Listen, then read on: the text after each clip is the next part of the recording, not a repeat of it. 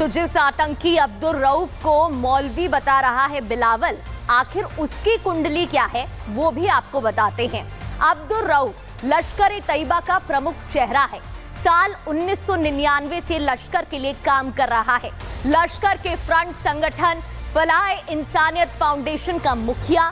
Foundation की आड़ में आतंकी गतिविधियों के लिए फंड इकट्ठा करना। 2008 में मुंबई हमलों के बाद जब लश्कर पर दबाव बढ़ा, रऊफ ने फाउंडेशन के जरिए चंदा जुटाने के लिए कार्यक्रम भी कराया था। ये है रऊफ, जिसे बिलावल कह रहे हैं कि वो तो एक आम आदमी है। तो एक के बाद एक पाकिस्तान के आतंकवाद से नाता होने के सबूत मिल रहे हैं। भारत के ऑपरेशन सिंदूर चलाने के बाद पाकिस्तान के कई नेताओं ने इस बात को कबूल भी किया है कि आतंकियों से उनका नाता है। और अब बिलावल भुट्टो का जिस तरह से बयान सामने आया है, एक बार फिर दुनिया के सामने पाकिस्तान बेनकाब हो गया है और अपनी खुद को पाक साफ बताकर अपनी बेइज्जती खुद करवा रहा है। देखिए कैसे पाकिस्तान की बार बार बेइज्जती हो रही है। इंटरनेशनल लेवल पर बार बार बेइज्जत होने पर भी पाकिस्तान को समझ नहीं आ रहा है और वो मानने को ही तैयार नहीं है कि पाकिस्तान में आतंक की फैक्ट्री चल रही है। तभी तो वॉशिंगटन में आतंकी अब्दुल रऊफ को आतंकी नहीं बल्कि एक आम आदमी बता रहा है। This delegation goes around violently, sort of shoves this picture in everybody's face,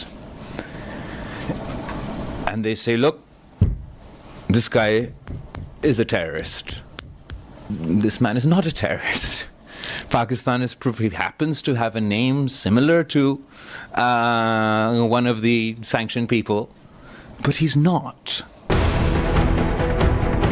इतना ही नहीं, भारत ने पाकिस्तान को एक्सपोज करने के लिए विदेशों में अपने सांसदों का डेलीगेशन भेजा। तो भारत की देखा देखी पाकिस्तान ने भी विदेश में अपनी टीम भेज दी, लेकिन भारत ने सबूतों के साथ पाकिस्तान को बेनकाब किया। और अब बारी पाकिस्तान की आई तो ठन ठन गोपाल। हाँ, पाकिस्तान जो झूठ फैलाने की मंशा से गया था, उसकी इंटरनेशनल बेइज्जती जरूर हो रही है। अमेरिका में अमेरिकी सांसदों ने पाकिस्तानी डेलीगेशन के सामने पाकिस्तान को बेइज्जत कर दिया। अमेरिकी सांसद ब्रेट शेरमैन ने बिलावल से सवालों की झड़ी लगा दी। साथ ही पाकिस्तान के आतंकियों को पालने पोसने को लेकर लताड़ भी लगाई। ब्रेट शेरमैन ने जिन सवालों पर बिलावल की बोलती बंद कर दी, उन सवालों का जिक्र अपने सोशल मीडिया प्लेटफॉर्म एक्स पर किया।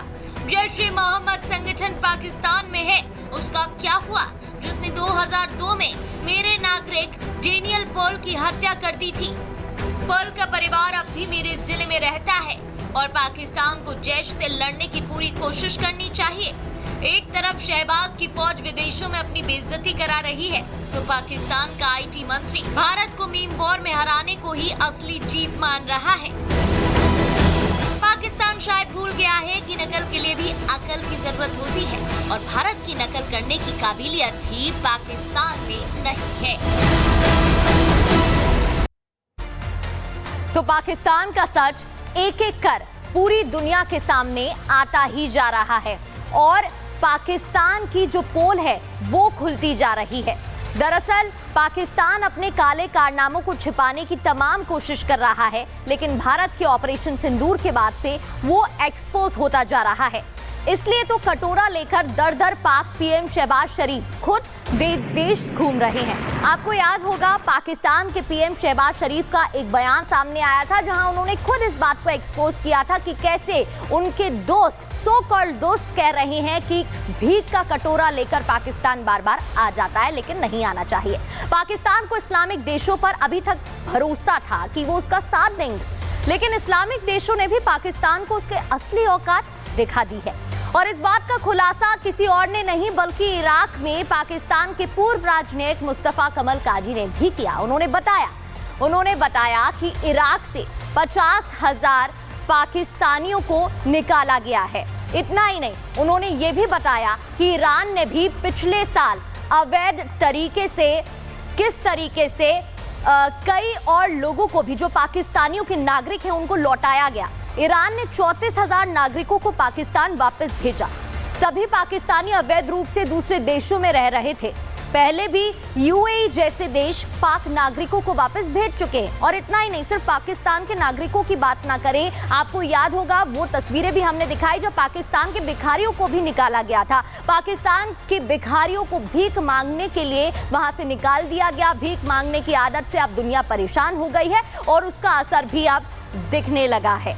भारत के साथ युद्ध में फेल होने के बाद फील्ड असीम मुनीर को फील्ड मार्शल बनाया गया, लेकिन अब वो एलओसी जा पहुंचा है।